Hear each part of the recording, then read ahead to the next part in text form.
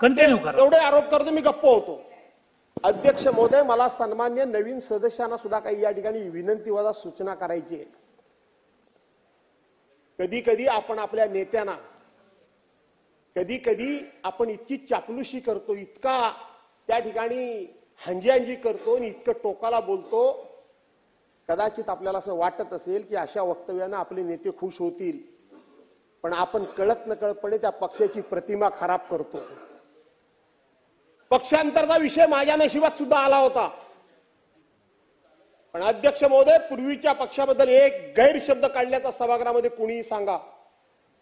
आहे तिथे जुनी जाणती म्हणजे सुधीर भाऊ गेले, कदाचित माझ्या बरोबरचे सुधीर भाऊ आहेत, त्याच्या अगोदरचे जयंतराव पाटील, भुजबळ साहेब, दिलीप वळसे पाटील आणि अजित दादा, एवढेच आता जुने सदस्य राहिले. त्याच्यानंतर बाकी सगळे आमच्यापेक्षा जुने आहेत, नवीन आहेत. मी आणि सुधीर भाऊ आहेत, बाकी तुम्ही एक आहात.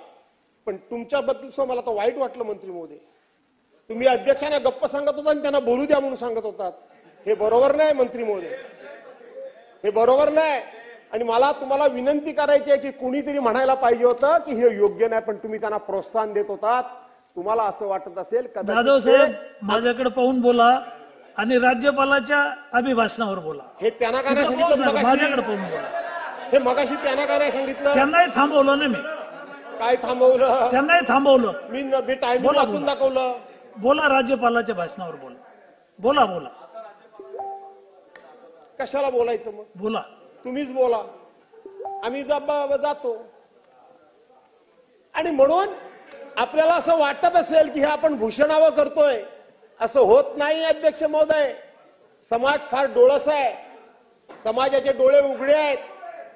काय करतोय काय करत नाही आपण हे बाहेर समाज त्याचा लेखाजोखा मांडत असतो, याचं भान ठेवा.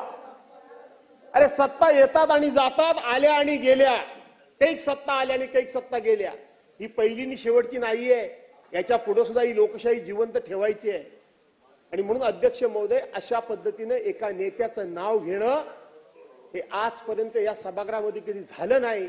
आणि चुकून जर कोणी नाव घेतलं तर तात्काळ तालिका त्या असलेले चेअरपर्सननी त्यांना सांगितलं हे नाव बंद करा, घ्यायचं नाही. मी तुम्हाला विनंती करतो की माझ्या नेत्यावर जे आरोप झाले ते तुम्ही काढू नका. माझ्या नंतरची पिढी आपल्या वाचनालयामध्ये हे वाचायला येईल आणि आपण किती आदर्श इथं निर्माण केलेत ते लोकांना कळतील. असं समजू नका तुम्ही, लोकांना कळतील. अध्यक्ष महोदय, मी या ठिकाणी राज्यपालांच्या भाषणावर बोलण्याकरता मी सुरुवात करतो. पहिली गोष्ट अध्यक्ष महोदय, एक गोष्ट मला आपल्या लक्षात आणून द्यायची आहे, सन्मान्य सदस्यांच्या लक्षात देखील आली असेल. ज्या वेळेला राज्यपाल महोदयांच्या भाषणाकरता आपण गेलो त्यावेळेला तिथं राष्ट्रगीत झालं आणि राज्यगान झालं.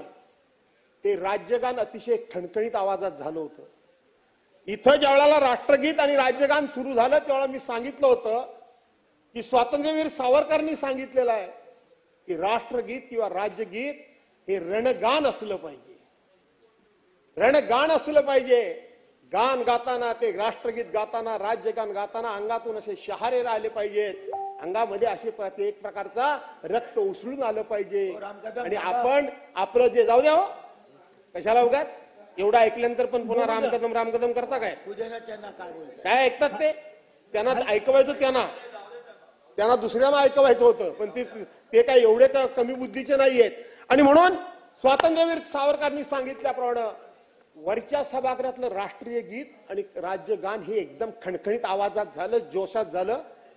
पण त्यानंतर माझं चुकत असेल तर मला करेक्ट करा, मी काय आरोप करत नाहीये. परंतु दोन्ही गाणी तुम्ही एकदा एकत्र ऐका, अध्यक्षांना सांगा.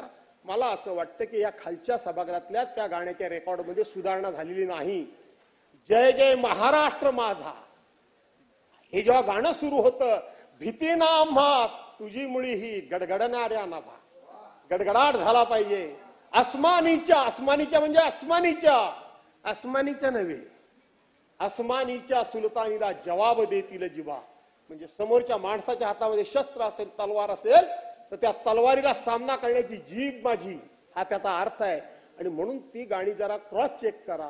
आणि जर सुधारणा करावीशी वाटली, तुम्हाला वाटलं दोन्ही सारखे आहेत, तर माझा काही आग्रह नाही, पण माझं म्हणणं आहे की दोन्ही गाणी सारखी नाही. अध्यक्ष महोदय, राज्यपाल महोदयांचं या ठिकाणी भाषण झालं.